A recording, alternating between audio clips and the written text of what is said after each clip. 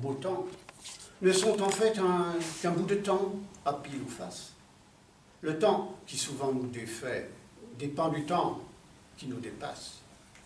Mais le pire de ces effets, c'est qu'un temps vient qui nous efface. Il faut voir la vérité en face.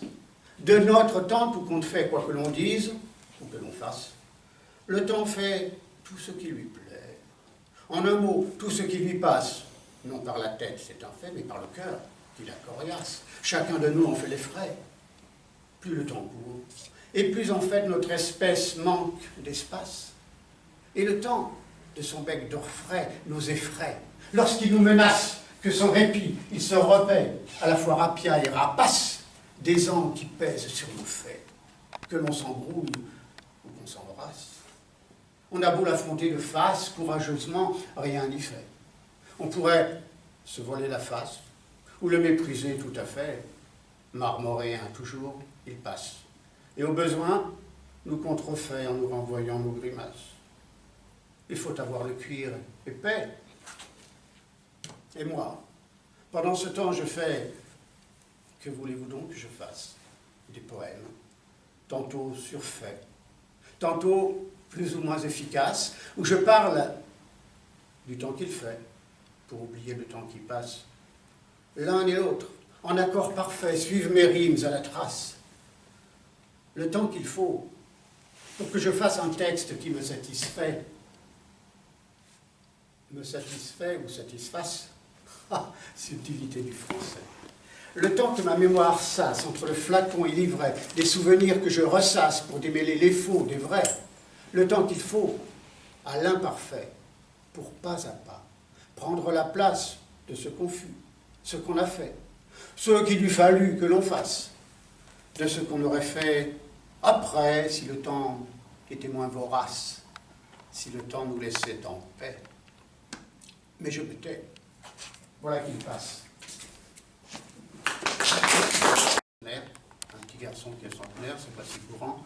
Donc, je fais partie du jury qui a invité les habitants de Jansiou et d'ailleurs à faire une lettre à ce petit bonhomme centenaire qui s'oppose à la guerre.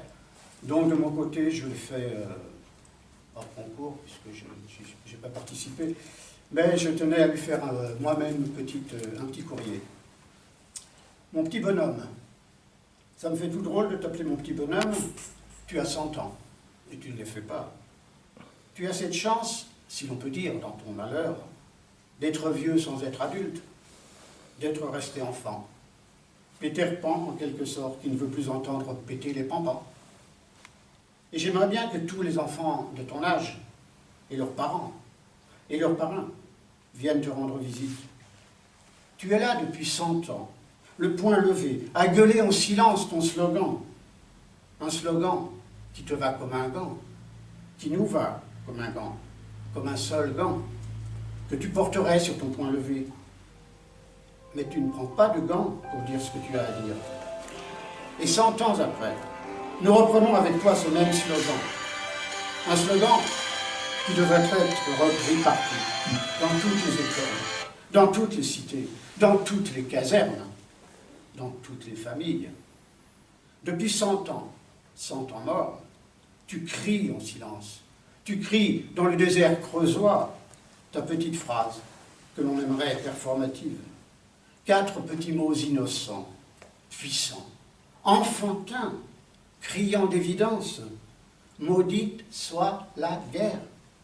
Maudites soient les guerres, toutes les guerres, et ceux qui les font faire. Maudite soit l'armée, maudits soient ces voyous qui forment les guerriers, qui viennent jusque dans nos bras, engager nos fils et leurs compagnes, jusque dans nos lycées, jusque dans nos collèges, engagés, encagés, arrachés, encasernés, embrigader nos fils dans leurs campagnes, nos fils, nos filles, nos enfants, transformer les futurs citoyens en petits soldats. Ah, mon petit bonhomme, mon petit centenaire, j'aimerais avoir ton âge de petit bonhomme, l'âge que tu as éternellement sur ta statue.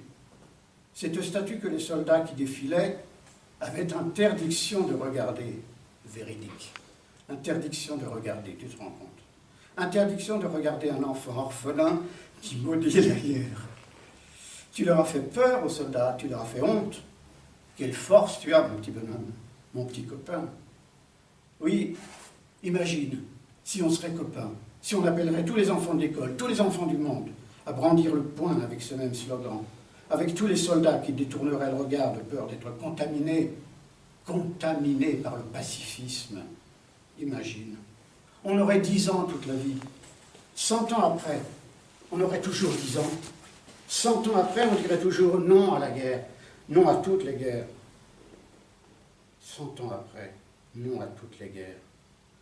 Finiront bien par nous entendre, par nous rejoindre. Tu crois pas, mon petit bonhomme, mon petit centenaire? Il faut s'en tenir à ton cri du cœur.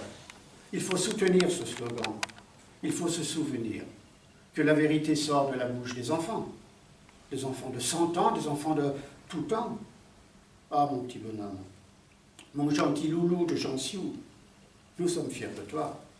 Puisse ton exemple être suivi par tous les enfants, tous les parents, tous les professeurs, tous les enseignants.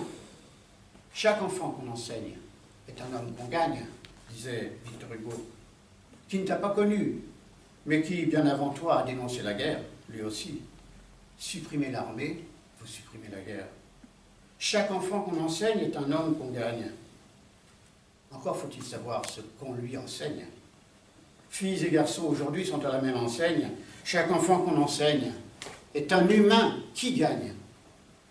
Ce n'est pas enseignant, ce n'est pas en signant, ce n'est pas en saluant un drapeau rouge de sang, ce n'est pas en marchant au pas que l'on forme des citoyens, que l'on forme une cité en paix.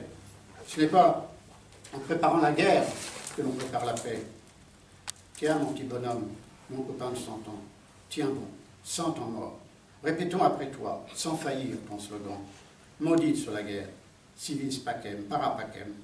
Maudite sur la guerre, toutes les guerres, et honte à ceux qui les préparent. Allons, enfants de la courtine, le jour d'y croire est arrivé. L'horizon, enfin, nous dessine la paix dont nous avons rêvé. Mon petit bonhomme centenaire, mon grand bonhomme, mon copain, je te suis. Et même si tu ne bouges pas, on ira loin.